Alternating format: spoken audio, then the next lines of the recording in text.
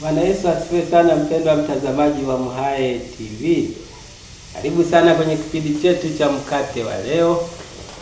Bado tunamwangalia Yesu jinsi anavyoziona dhambi. Na kwa sababu ya namna anavyoziona dhambi ni tofauti na sisi kadhalika. Kwamba yeye anaona ndani zaidi kuliko namna sisi tunavyoona kwa nje. Injili ya Mathayo sura ya 9 mstari wa 42 mpaka 48, tuangalie jinsi anavyoiona dhambi pia. Na yeyote atakayemkosesha mmojawapo wa wadogo hawa waniaminio, afadhali afungiwe jiwe la kusagia shingoni mwake na kutupwa baharini. Na mkono wako ukikukosesha ukate. Ni afadhali kuingia katika uzima wa kigutu kuliko kuwa na mikono miwili na kwenda zako jehanamu, kwenye moto usiozimika, ambamo humo funza wao hafi wala moto wake hauzimiki. Na mguu wako ukikukosesha ukate. Ni afadhali kuingia katika uzima ukiwete kuliko kuwa na miguu miwili na kutupwa katika jehanamu, ambamo humo funza wao hafi wala moto hauzimiki. Na jicho lako likikukosesha ling'oe, ulitupe. Ni afadhali kuingia katika ufalme wa Mungu na chongo kuliko kuwa na macho mawili na kutupwa katika jehanamu, ambamo humo funza wao hafi wala moto hauzimiki. Amen. Mpendwa wangu, bila shaka unafuatana nami ni furaha yangu kuona unafuatana nami. Tunamwangalia Yesu jinsi anavyoziona dhambi, na tunaona tofauti kubwa namna sisi tunavyoangalia. Hapa tunakutana na maelezo ya Yesu akiwa na wanafunzi wake. Aliwaambia, mtu yeyote atakayemkosesha mmoja wapo wadogo hawa waniaminio, ni afadhali afungiwe jiwe shingoni, jiwe la kusagia shingoni mwake, atupwe baharini, azame kabisa. Hapa kuwakosesha wadogo, maana yake kuwafanya wanaomwamini Yesu Kristo waiache imani. Kuwafanya wanaomwamini Yesu Kristo unawalazimisha wamwache Kristo.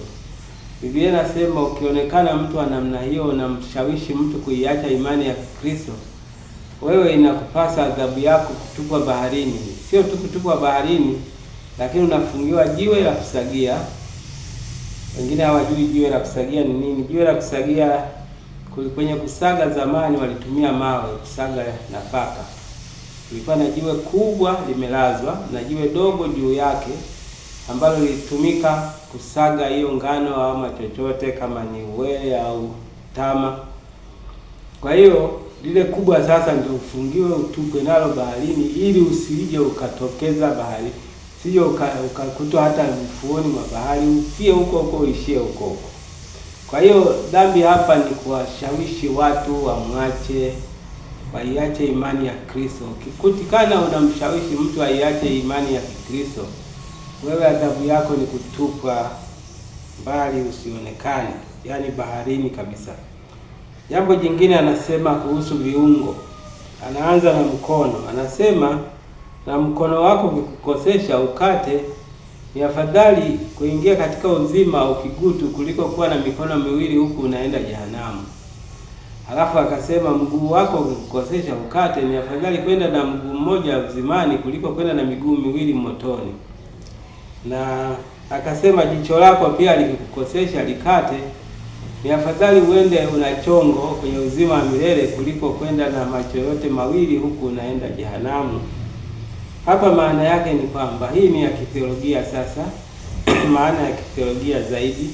Yesu hapa alikuwa anataka kusema kwamba ukimwamini Yesu Kristo na ukakutana na wasiomwamini Yesu Kristo, wakatafuta kukuondoa kwenye imani hii na wewe unakataa, wanaweza kukupa masharti haya.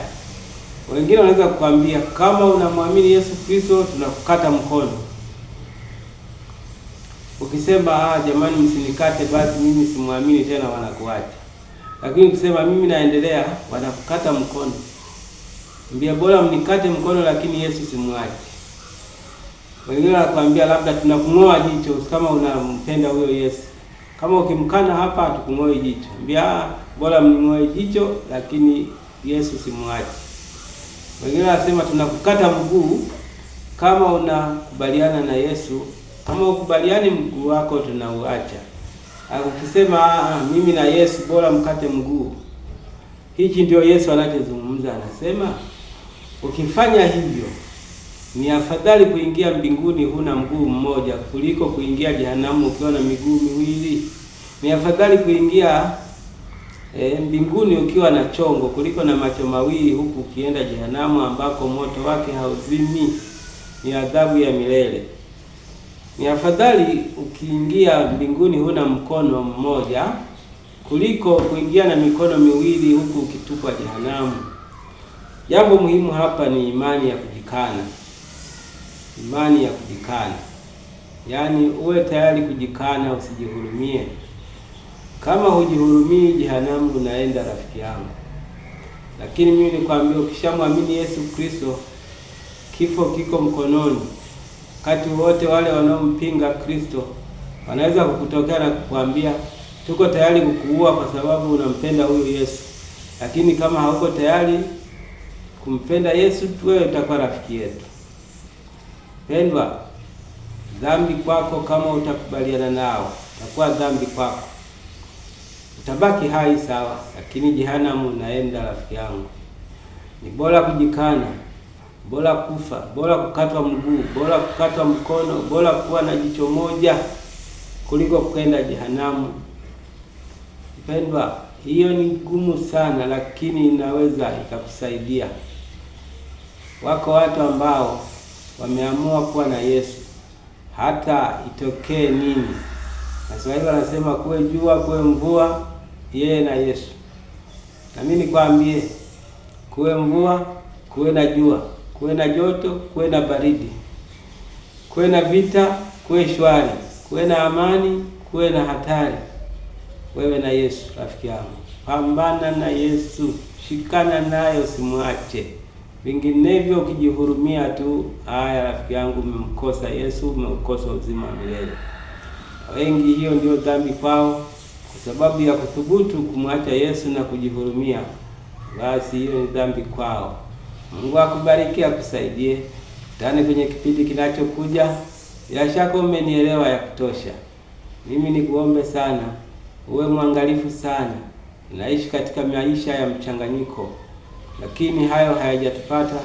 Yatakapotokea basi uwe macho, ili yatakapotokea ujihadhari. Mungu awe upande wako. Tukutane wakati ujao, na neno la Mungu linaendelea kukufikia. Mafundisho haya si mafundisho ya kawaida, lakini mafundisho haya ni mafundisho ya kukufungua ufahamu. Nami nikuombe usiache kufuatilia kufunguliwa ufahamu. Kwa jina lake Mungu Baba, Mwana na Roho